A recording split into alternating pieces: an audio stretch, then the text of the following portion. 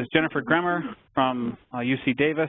I'm not sure what happened to my acknowledgments down here, but Jennifer Gremer, who is now faculty at UC Davis, was a postdoc working on this project with us for a couple of years, and she did a lot of the heavy lifting of data analysis. The other collaborators here are Seth Munson, who is a research ecologist with the USGS here in Flagstaff. And Seth has spent quite a few years pulling together some of these long-term vegetation monitoring data sets, so this work really relied on his past work. Also, Mike Duniway is a soil scientist with USGS in Moab, and Mike was really helpful in helping us understand the way that soils influence ecosystem response. I also should note that this work was funded by both the Southern Rockies and Desert LCCs, and so we wouldn't have been able to do this without their support.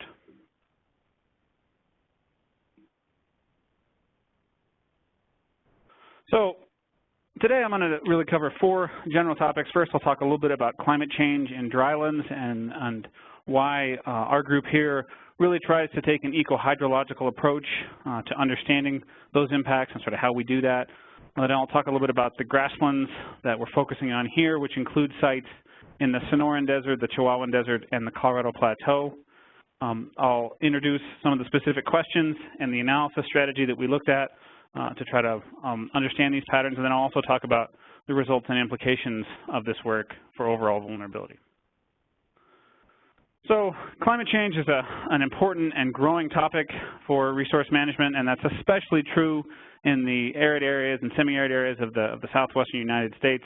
These panels here on the left show the observations for increasing temperatures, and all the forecasts suggest pretty consistent and clear signals for continued increasing temperatures in the next several decades. And this is a little bit different than the patterns of precipitation, which are much more variable both in space, as you look at the map on the right, in terms of what we've been observing, and they're also quite variable in terms of the certainty levels of what the future holds. So while we know conditions are going to be warmer in coming decades, we don't know exactly what the precipitation change is going to be. And these uncertainties are important to keep in mind and represent when we try to understand climate change impacts. So there are a lot of challenges that are inherent in trying to approach the questions of how ecosystems are going to respond to changing climates. The first one is just a lot of variability in the climate variables themselves. So there's a lot of variation both through time and across space. So temporal variability is challenging because climate varies at daily and weekly, monthly, and annual basis. And it's becoming increasingly clear, especially in water-limited semi-arid drylands, that using just long-term annual means of climate, for example, are not really not terribly effective at understanding ecosystem response. So we need to try to understand what are the metrics that are really useful for characterizing how systems respond to climate. And some of the simple measures are probably not going to be sufficient. Second, it's just the general category of biotic invasions, which include things like competition and facilitation, and also biological invasion. So the picture there on the right here shows cheatgrass invasion into the sagebrush ecosystems, and this really transforms the whole paradigm in which we think about climate influencing ecosystems because of biological invasions like this. The third source of uncertainty and challenge in understanding ecosystem response to climate is variation in soils, and this can occur at many spatial scales. Variation in soil texture influences the way that water moves through the soil and how plants can access it. Variation in overall depth influences the overall reservoir that can be filled with water for plant utilization. All these processes affect water movement, availability, and storage. And so the work I'm going to talk about today tries to provide some insight into how we approach the challenges, in particular for number 1 up here, the variability in climate, and then also number 3 down here, the variation in soils, and how trying to understand that can help us with climate assessments. So our work here really focuses on understanding climate impacts in dryland ecosystems. And as such, we really focus on trying to understand the metrics of water availability for plants. So we take an explicitly ecohydrological approach. And I want to just introduce briefly some of the tools that we utilize to try to do this. The most common one is an ecohydrological model called SOILWAT. This is a daily time step model, which means it runs on a daily time step and keeps track of where the water goes in the system for every day. It's parameterized with information about daily weather, vegetation properties, soil properties, and it returns metrics of water balance at various time scales that can be synthesized into metrics of water availability. So this box and arrow diagram on the right here is, you don't need to go into a lot of detail about this, but we represent the atmospheric demand for moisture in terms of temperature and relative humidity. Water moves through the system. It can be intercepted by the vegetation. It can accumulate in snowpack. It can move into surface water if conditions are right, and finally infiltrate into the soil, where it can move down through the soil due to percolation, or up or down in the soil due to hydraulic redistribution. And we represent evaporation out of the near surface layers, as well as transpiration out of the entire soil profile if the plants are active during that time. Water can also leave the system due to deep drainage. So the bottom line is that this model keeps track for every day about where the water goes, and we can use that as a metric of when and where in the soil profile there's water available for plants. So really, the way to think about this is just a translation tool. It allows us to translate information about daily weather and soil conditions for a given site, as well as the vegetation structure at that site, run that through the model and get information on water balance, so where all the water goes, but perhaps more importantly for dryland ecosystems, information about when and where the water is available for plants. I'll show you a little bit about kind of what this can help us do. This is a traditional climate diagram for our sites in the Colorado Plateau. It shows month on the x-axis. You've probably all seen things like this. In red on the left axis is this line's monthly temperature values, obviously getting warmer in the summer. And then the blue is monthly precipitation in millimeters and corresponds to the right axis. And these two axes are generally standardized so that when the red line's above the blue line, there's more atmospheric demand for moisture than there is supply due to precipitation. And then when the blue line's above the red line, there's generally more moisture coming in than the atmosphere demands. So it provides a general seasonal perspective on status of a system, and this kind of diagrams have been useful for many decades, and they're quite useful. We can take the sort of information about the climate for a site and put it through the model and look at what we have on the right side, which is actually water availability through the soil profile from the soil surface up here down to a meter deep. So you have the soil horizon there, and then you have the days of the year corresponding to the months over here, and you can see where in the soil profile and at what times in the year moisture is available and where it's dry. So green here shows more moisture available, and then all the way down to white is extremely dry. So this Colorado Plateau sites have a really pronounced and fairly prolonged dry period during the summer, and that extends quite deep into the soil profile. And that's a little bit more insightful for understanding the processes that drive these systems, because it's these patterns that are the ones that the plants are responding to when they're trying to acquire water in these water-limited systems. So another thing that we can use this approach to help us understand is differences between years, these year-to-year comparisons. So this just shows a couple of years of ecohydrological patterns that I pulled from a site near Flagstaff that have relatively similar overall precipitation. That's shown in the top panel here, precipitation throughout the year. But these two bottom panels show transpiration in green throughout the year for the 2 years, and then deep drainage, water released from the soil profile. And note we have different axes, so this is much higher than this one. The bottom line here is that even though you have relatively similar overall amounts of precipitation, this year has almost 50% as much moisture available for transpiration. And that's because the year on the right had a lot of winter precipitation and a rapid warm-up, and a lot of moisture was lost through drainage out of the system. And so this tool allows us to identify with a little more specificity than just temperature and precipitation why some years are good for ecosystems and why some years are bad. The other thing that this tool is useful for, and perhaps the most useful thing that we do with this tool, is try to think about what it suggests about the future of water availability for systems. So this is a diagram of typical seasonal soil moisture in sagebrush ecosystems, and we see the blue is current. We see increasing soil moisture. I guess I should say this is wet conditions up here and dry conditions down here, and this spans a huge range of moisture availability. So this is quite dry. Again, the x-axis is time throughout the year. So in the winter, we have generally accumulating moisture under the blue, which is normal conditions. And then when temperatures get warm and plants become active, soil moisture drops off and stays quite dry throughout the summer. And in the fall, it wets up again. So that's a perspective on what current conditions. What the model allows us to do is run a suite of future scenarios using different emission scenarios, different global circulation models, and look at what they suggest the future is likely to hold. And for this particular example, we see a couple of things. One, there's a lot of confidence that future conditions under whatever scenario you look at, under all the ranges here, are going to be wetter, higher, during the winter months in these ecosystems. So pretty clear signal that despite the fact that there is climatic uncertainty about the future, all the models suggest wetter conditions during the winter in these ecosystems. And similarly, they all suggest earlier dry downs in the spring, which means that this dry period here is likely to be longer.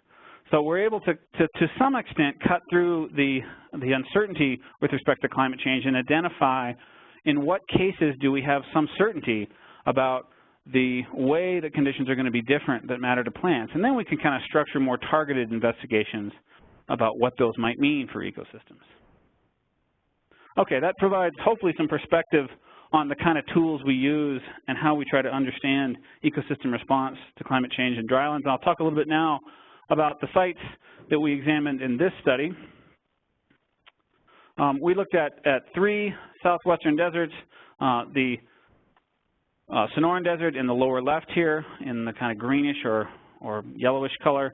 On the lower right is in the red area is the Chihuahuan Desert, and then in the upper part here is the Colorado Plateau in orange. And we have sites within each of these. I'll go through them individually and talk a little bit about them.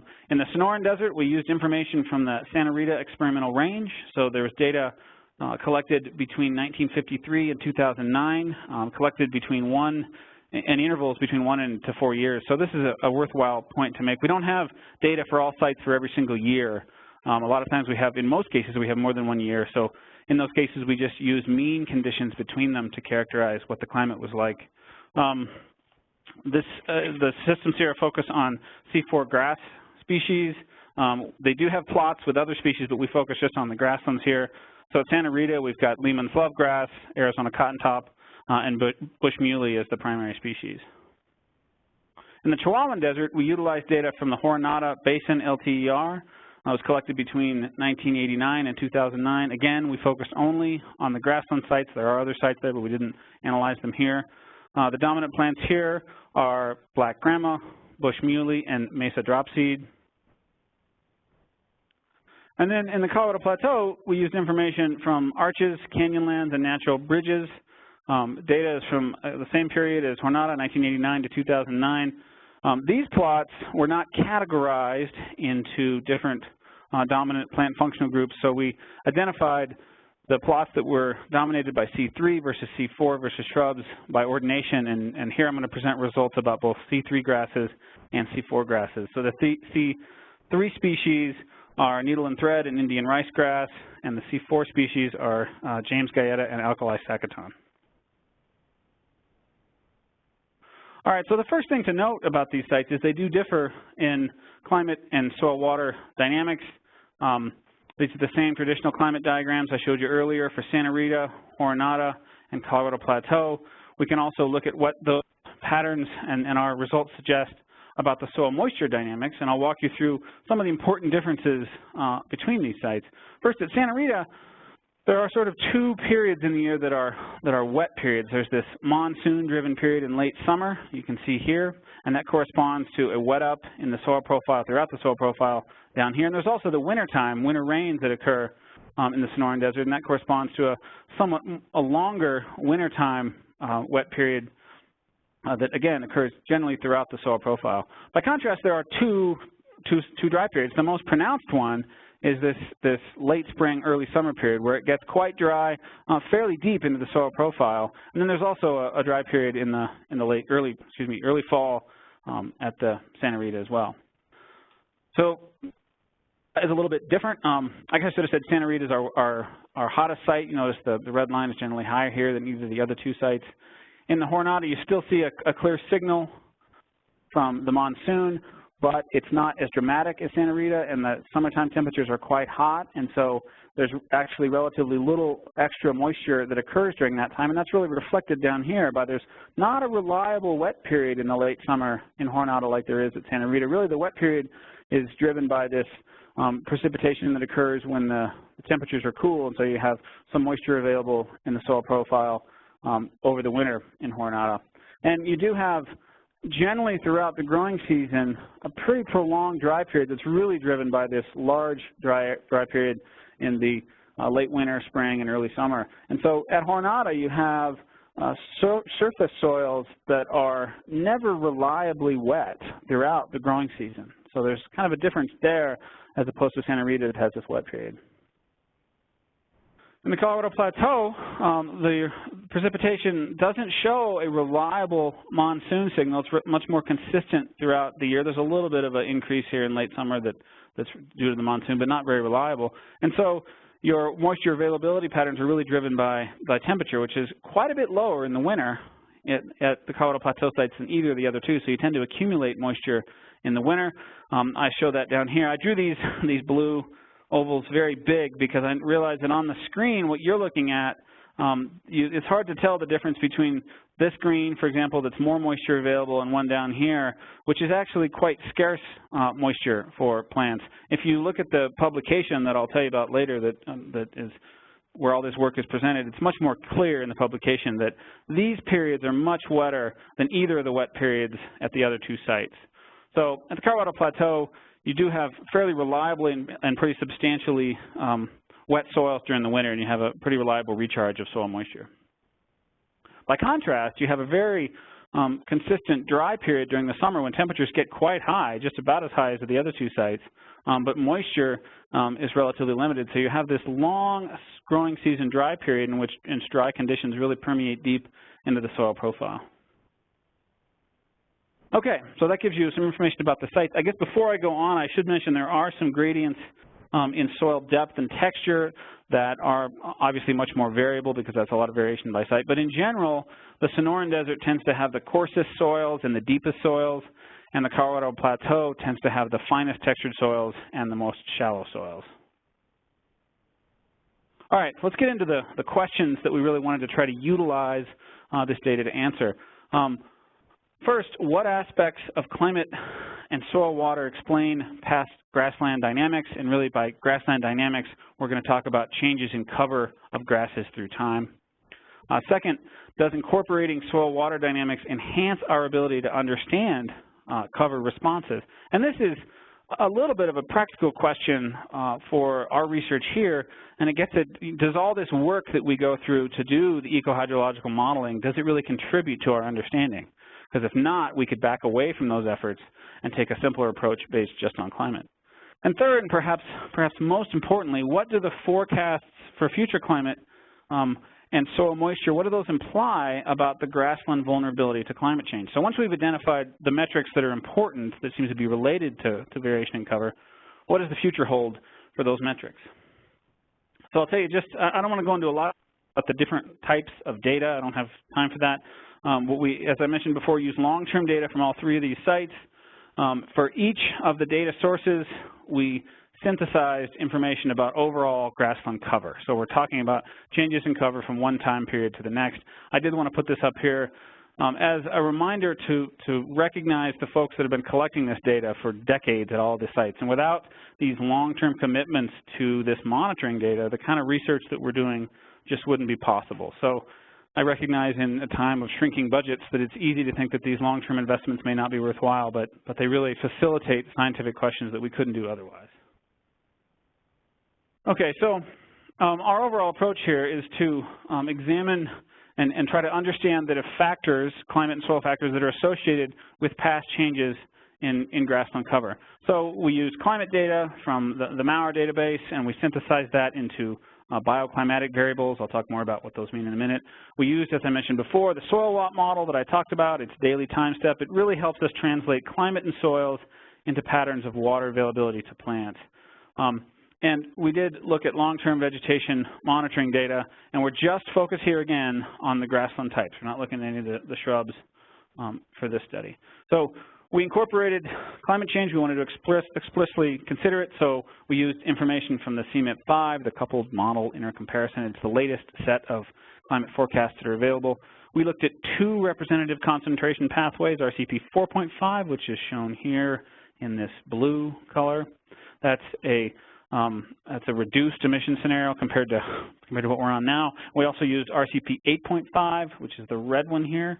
That's sort of a business as usual. and that's the trajectory that, at least at this point, we're on. We may even be a little bit above that with respect to emissions globally. For each of those scenarios, we looked at 16 different global circulation models. So the climate modeling community uses these forcings and then runs their models. And so the differences among RCPs provide some information about how differences in emissions might influence the outcomes, whereas the variability among the global circulation models provides some perspective on the magnitude of uncertainty about what the climate might be under different emission scenarios. So we really did quite a bit of due diligence about trying to expressly represent all that uncertainty. All right, just briefly, the statistical analysis approach. Our first step was to identify a set of climate and soil water variables that we can use to predict plant cover, because there are, as you can imagine, a lot.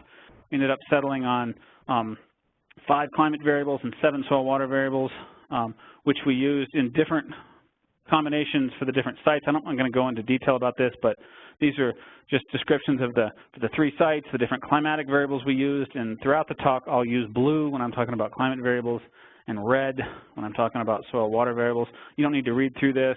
The variables that were identified as important I will talk more about later, but this gives you some feel for the type of predictor variables that we utilized.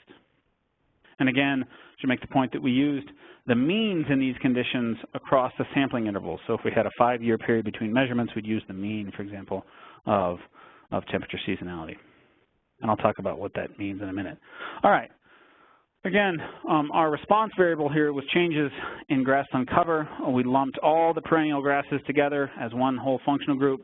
We used a mixed model, which allowed us to account for the random effects that are incorporated by different plots. Perhaps more importantly about the mixed model, we were able to treat cover in the time before our measurement as a main effect. So really what we're modeling here is deviations from the cover that we would expect based on what was there before. So this recognizes that a lot of what we would expect to observe in terms of grass cover can be explained and predicted by what was there before. And so first we account for that, and then we say, did we observe more or less plant cover than we would have expected? And these are repeated measures, so we treated them as repeated measures in the analysis. And of course, the other thing I wanted to do was assess the relative importance of climate variables versus soil variables. To do this, we used hierarchical partitioning, which accounts for the covariance, and so we're able to partition and quantify the amount of variability that we can explain that's due to climate variables versus soil moisture variables. All right, so that's a lot of details about the statistical approach. Really, I just want to give you a quick handle on what to look for in the results when I present them. First, I'll try to identify the climate and soil moisture variables that are related to changes in plant cover. So what are the important things for each of the sites? Second, I'll quantify the relative importance of climate variables versus soil moisture variables to provide some insight into how much it helps us to try to view these systems through the lens of soil moisture. Third, I will characterize how the expected future conditions of the important variables will be and what that might mean for overall plant cover. So are conditions moving toward the types of conditions that promote increases in cover or decreases in cover? And I'll just give you a quick introduction to what this is going to look like. I'll show you a lot of figures like this. On the x-axis, we have residuals from cover at T-1. So again, this is did we observe more or less than we expected based on cover in the previous time period? So more would be up high, less would be down low. On the y-axis will be different predictor variables, either soil moisture variables or climate variables. In this case, it's precipitation of the driest quarter. This happens to be for the Sonoran Desert. And you see a positive relationship. So the more moisture you got during the driest quarter, the more cover we observed. And the solid line is the best fit of the model.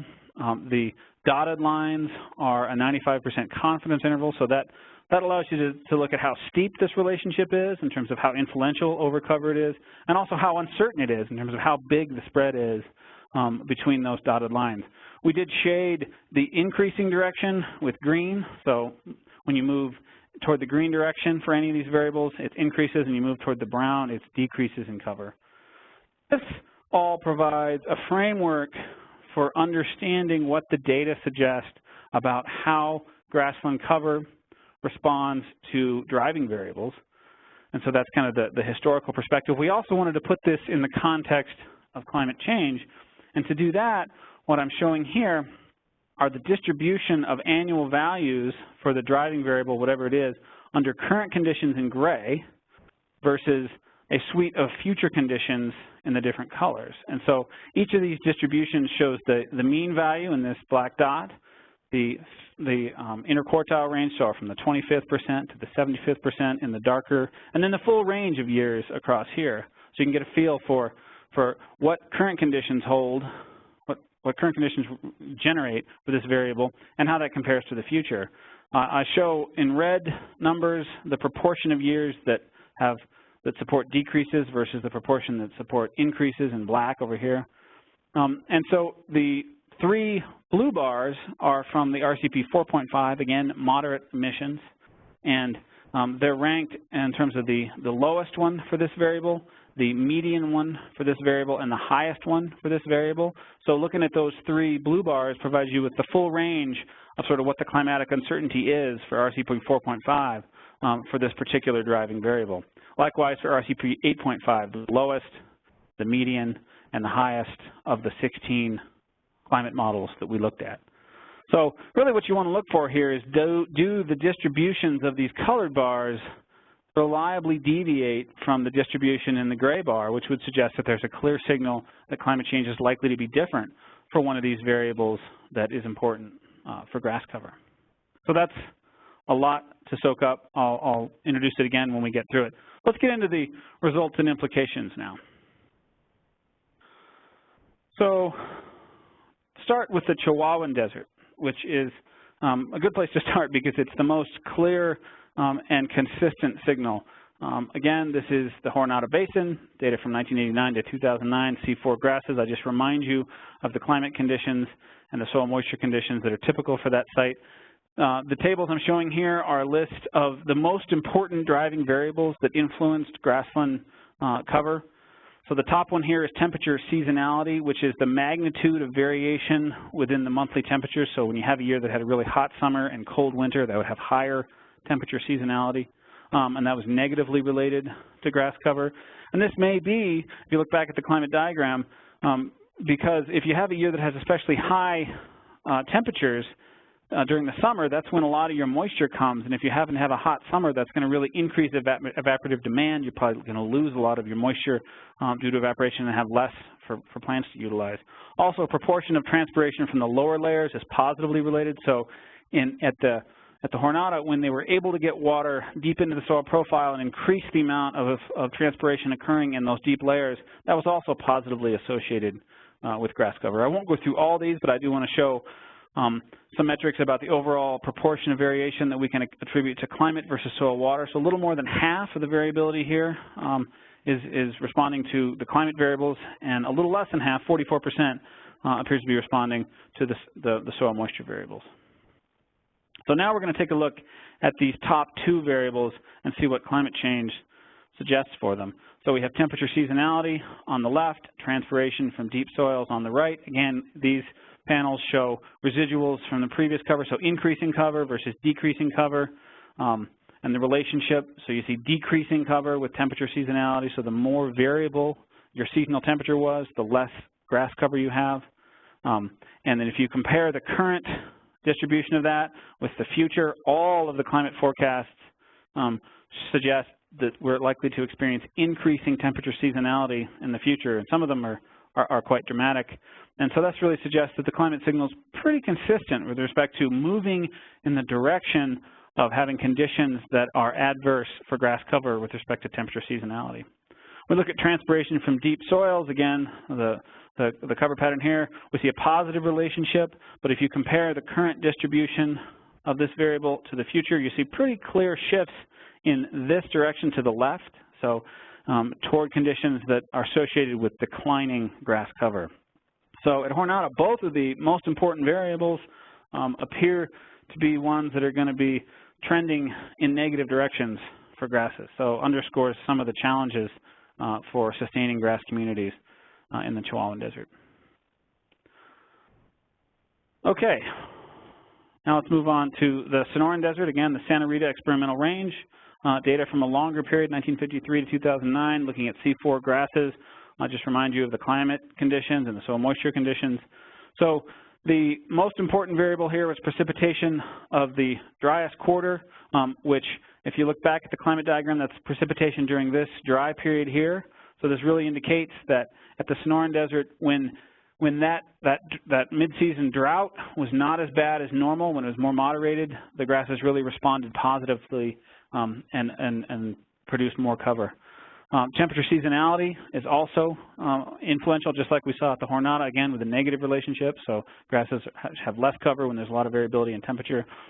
For soil moisture variables, proportion of transpiration from lower layers is again influential, although in this case it's actually a negative relationship, which is kind of interesting. The relationship for Jornada in the previous slides was a positive relationship, and this really just suggests that at this site, when you get a lot of moisture, when you get more of your moisture that's available at depth as opposed to in the surface, it's actually negatively associated with grass cover. And this may relate to the idea that grasses are utilizing this mid-season pulse for a lot of their moisture, and if that doesn't occur, they get more moisture in the winter that tends to get deep, and those tend to be bad years. But one of the interesting implications of that is that it really underscores that you can't have a one-size-fits-all in terms of understanding even Southwest desert grassland response to climate change. It's going to be a lot of site-specific patterns that emerge and become important. So I'll take a look and show you for what the future holds for precipitation of the driest quarter and proportion of transpiration from lower layers for these. So on the left is precipitation in the driest quarter. Again, we've got our cover predictions. We see a positive relationship, really consistent and clear positive relationship. When you have more moisture occurring in that dry period, you get more grass cover. And when we compare our current distribution of that variable with what the future holds, there does seem to be some suggestion, although not as clear, some suggestion of trends to the left, trends to less precipitation occurring in that driest quarter, but it's not as clear as what we were seeing at the Jornada. Transpiration from deep soils, we have a negative relationship, so the greater proportion of transpiration that occurs at depth, you have less grass cover. This one, there is no consistent signal from the climate change perspective about what the future holds. So this is just underscores some of the uncertainty. For this particular variable, we don't know. Maybe this suggests we can identify some variables that drive this and work with climatologists to try to get a better handle on what the future holds for this. All right, now for the Colorado Plateau, I'll talk both about C3 grasses and C4 grasses. So start with C3 grasses. Here's your climate diagram again. For C3 grasses, let me make one other point. I forgot to mention back here on the Sonoran Desert that climate accounts for a little less than 2/3 of the variability, whereas soil moisture accounts for more than 1/3. So for both of those first two sites, soil moisture is contributory, especially at the Jornada. All right, back to the Colorado Plateau. For the C3 grasses, monthly temperature range was the most influential variable overall, and again, it has a negative value. So this is the average range in temperatures within each month, and it's another metric of climate variability, but in this case, it's a shorter time scale. So it's the difference between the daily high and the daily low, and then the maximum daily high and the minimum daily low that occurred in each of the months. And so it's how much spread in temperature was there on average within months throughout the year. But again, another signal where climate variability is negatively related to grass cover. The second variable was a soil moisture variable, as were many of the other ones that we looked at, and this total mean number of dry days. Not surprising, the more dry days you have, the less grass cover you tend to have, so a negative relationship. Overall, climate accounted for less than 1/3 of the variability in these systems, whereas soil water was more than 2/3. So in this, the C3 grasses in the Colorado Plateau, which are these are cool season grasses that tend to do their growth in the spring and to a lesser extent in the fall. Understanding the soil moisture patterns is really important to try to understand the conditions that are driving variability in these systems. So I'll show you a little bit about what the future holds for these two variables now. So on the left, we have monthly temperature range, which is, we can see, negatively related with grass cover. So increasing variability in temperature results in a decrease in grass cover. When we look at what the future holds, there's no really clear signal, although most of the climate forecasts, especially for the 8.5, which is what we're on, so if you look at the orange here, the median and all the ones above it are trending in this direction. So maybe some evidence that we might be moving toward conditions that are adverse for C3 grasses. For dry days, again, a negative relationship with cover, so more dry days, less cover.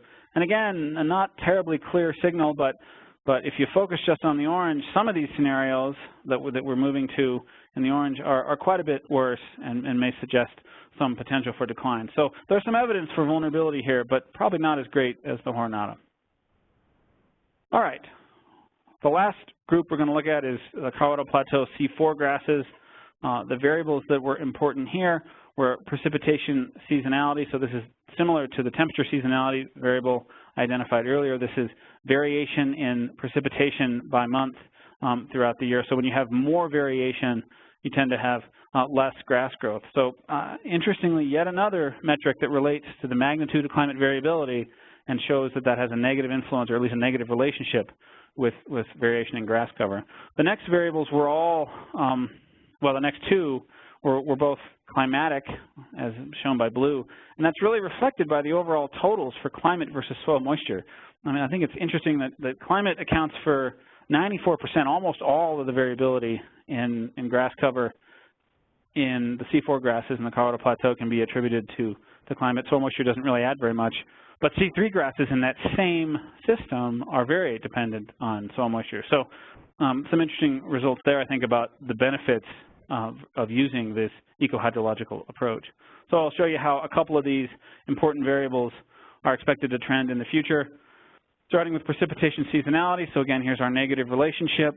The greater the variation in monthly precipitation that a site experienced, the less grass cover we observed. In this case, I use a solid line, but a small one, because while we do see pretty clear evidence that the future holds increases in precipitation seasonality, the magnitude of the shifts are not terribly great.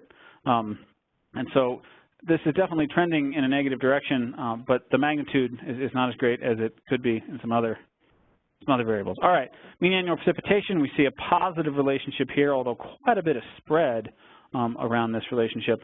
And if anything, it looks like there's some evidence that the future might hold some modest increases in mean annual precipitation for these sites. And that's pretty consistent with a lot of the drylands that we examine around the globe, that when you increase temperature, you generally tend to increase precipitation at least a little bit. So the bottom line for Colorado Plateau is a mixed message, that some of the variables are going to be trending in negative directions and some potentially in positive directions.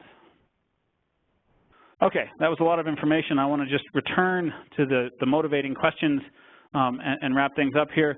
First, what aspects of climate and soil water explain past grassland dynamics? Well, for the important climate variables, there's really anything that tends to extend the wet growing seasons has a positive influence, and this is also apparent in some of the things that restrict the wet growing season. So more dry days is negative.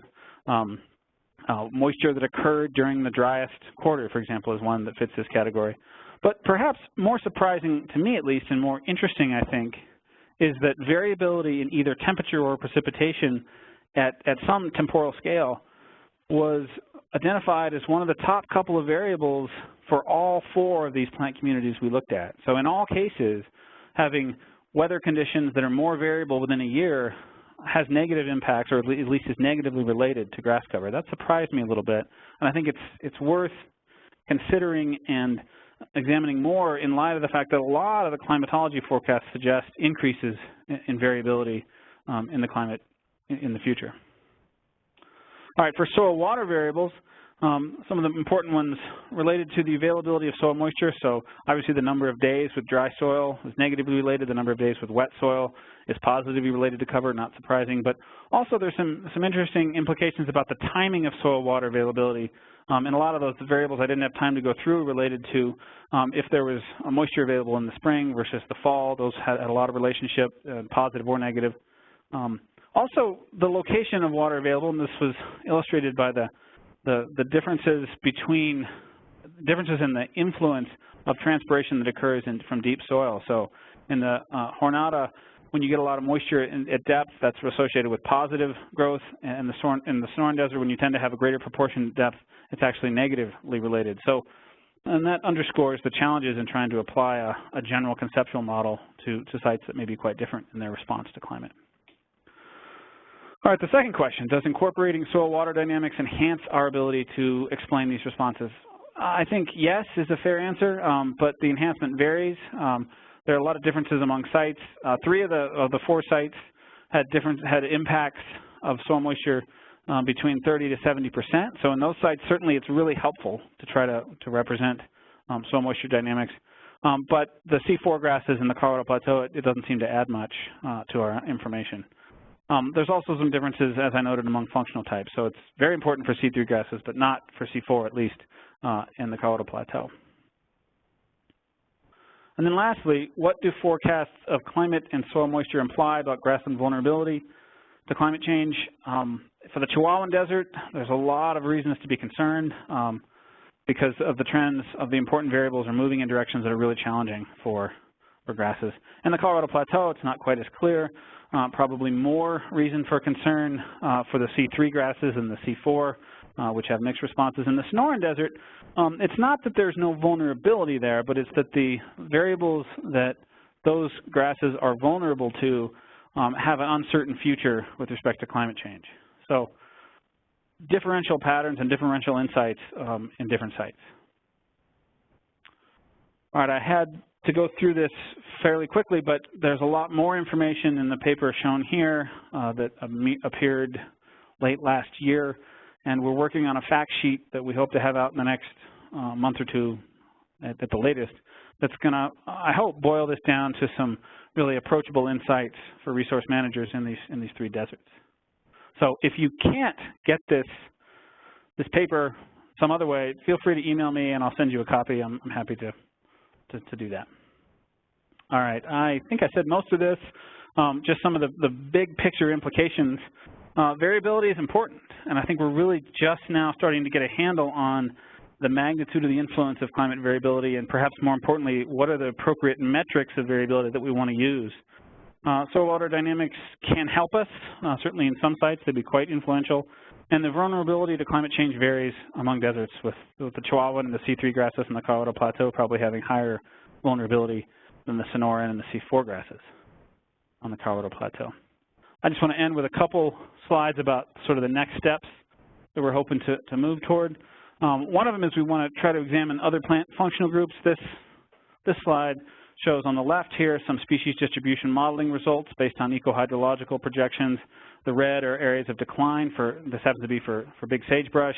And when I drive around these northern Arizona, northern New Mexico places, I do encounter patches of dead sagebrush that don't appear to have been burned, and it makes me wonder, are these blinking out already because of drought-imposed mortality? If so, how do we understand that and try to project what the future holds for that?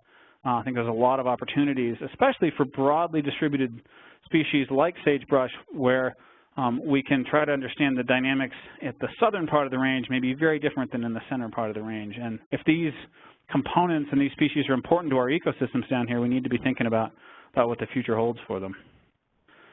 And the second thing that I just want to mention that we're trying to get going are some experimental manipulations of drought conditions. These experimental manipulations they're time-consuming to put in, they're expensive to do, but they're really essential to be able to tease out causation from correlation. So a lot of the results I presented today, they're correlations. We didn't impose a randomly applied treatment that we could then observe the outcomes and be confident that there's a causative link. So in order to get that, we need to have these manipulative experiments. So we're setting up some rainfall exclusions like these here, where we take off half of the moisture for a small area in grasslands and then look at the impact on vegetation. We're setting them up from true deserts around Flagstaff all the way up to meadows in mixed conifer. And I think the results that come out of these manipulative experiments are really going to complement the long-term correlative results that we can get from the kind of results that I presented today. I want to acknowledge again all the researchers that collected the long-term data at all these sites. I can't emphasize enough how important that kind of data is. Those long-term perspectives are going to be increasingly valuable as systems start to respond to climate change. Also, again, the funding from the Desert and Southern Rockies Landscape Conservation Cooperatives made all this possible, and the Bureau of Reclamation was where that funding actually came from. So a lot of credit should be accounted there. With that, I'll stop and take any questions, and I guess ask Mary to handle that since I can't see any typed questions. Yeah, thanks, John. That was great. So folks out there in the audience, we do have some time for questions. You can either type in your question or comments and send them to me, the host, which is under the name Science Applications. That chat box should be accessible from the top of your screen. You should be able to select it to open up. So you can go ahead and start typing. And we'll also take any questions by phone. And to ask a question by phone, all you need to do is unmute yourself by pressing *6 on your phone. And then after you're finished asking your question, you can mute yourself again by pressing that *6. So we'll take a few minutes, not a few minutes, but we'll wait while folks hopefully are typing some questions in. And if anybody has a question to ask by phone, please, you could do so right now by pressing *6.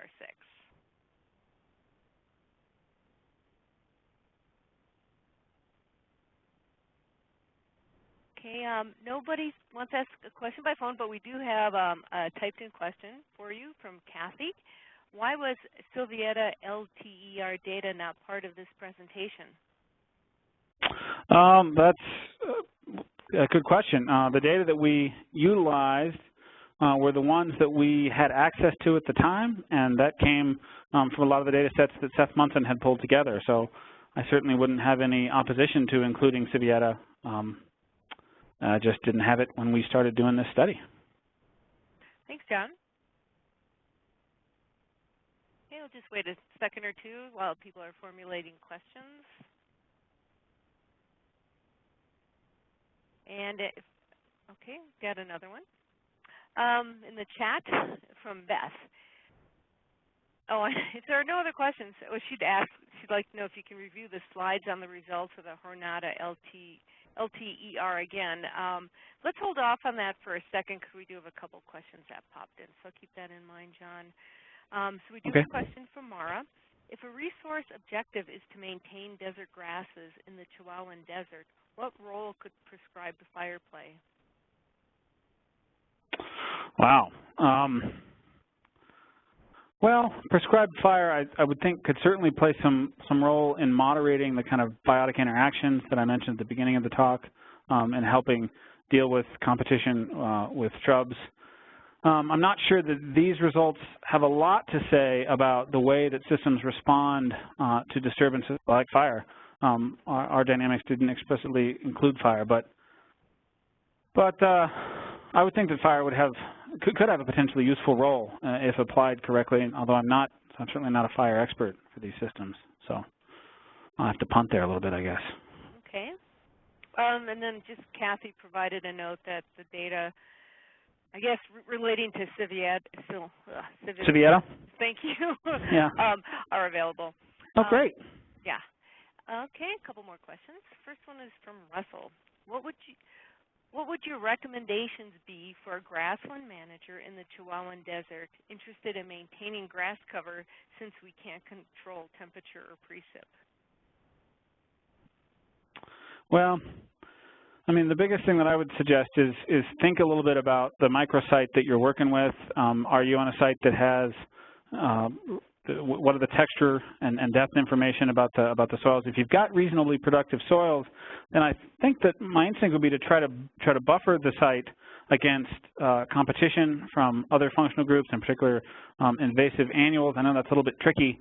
And you know, we mentioned fire earlier. I guess I would be a little bit hesitant to utilize fire unless there's a lot of confidence in the way that systems are going to recover, because imposing disturbance on these perennial grasses may or may not result in effective recovery that really helps. So for a given site, I would think in more detail about what the soil conditions and the climate conditions for a particular site are. I mean, we had pretty pessimistic results for the Jornada, but that's really one place within the Chihuahuan Desert, and so I think it's probably not appropriate to assume that it's sort of a hopeless future everywhere just because we found some concerning results for that site.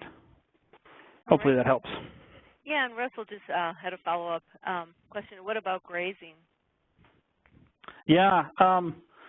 Again, I would be cautious to do overgrazing. I think that some of the sites, certainly in the Chihuahuan, there's evidence that there is a evolutionary history of grazing. So in some ways, those perennial grasses can be benefited by moderate grazing.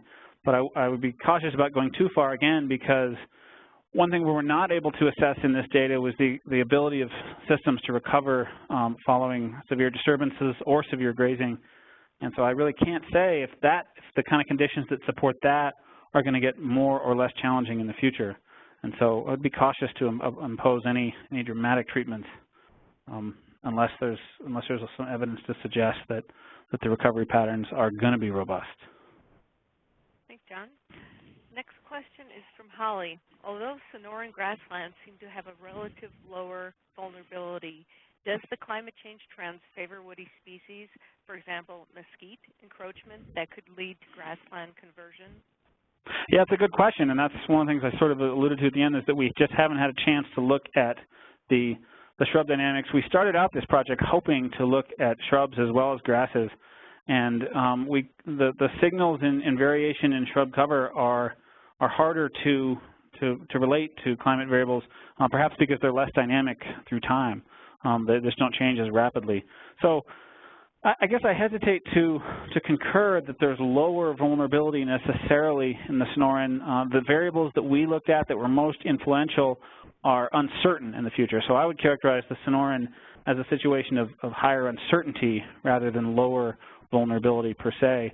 And I don't have specific results on whether or not the conditions that support mesquite are going to be enhancing in the future, but I would love to think about a project that tries to look at that, because I know that's a big issue in the Sonoran.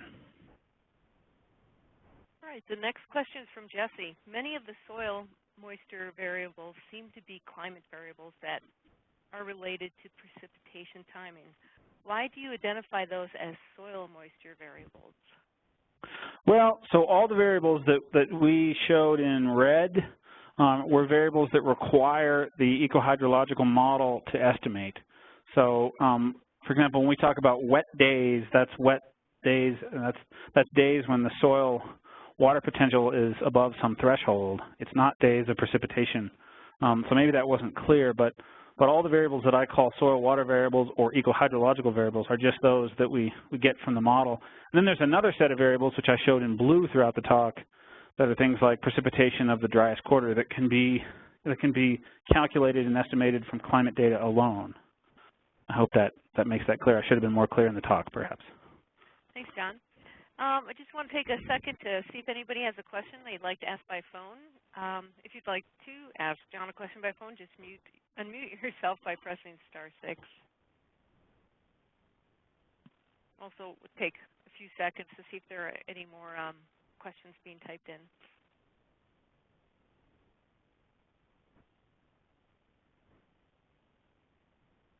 Okay, nothing more coming in.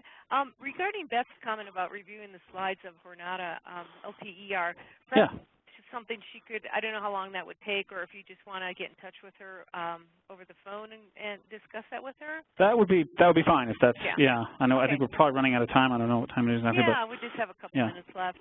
Yeah, Beth, please go ahead and give John an email and send him an email. You can see his email on the screen there, and then you could arrange a time to chat with him about that. Yeah, that'd be great. I'd be happy. Okay. Well, at this point, it looks like there are no more questions, so I think we'll wrap it up. John, do you have any final words that you'd like to share with the audience, or things maybe you forgot or would like to add? I guess I want to make the point that I work for the USGS here in Flagstaff, and I'm in a biology center, and our mission is to provide science support to the DOI agencies. So if you're among those agencies or in some other organization, as far as I'm concerned, and these kind of analyses and research are of interest to you, don't hesitate to get a hold of me, and let's start talking about what the possibilities are.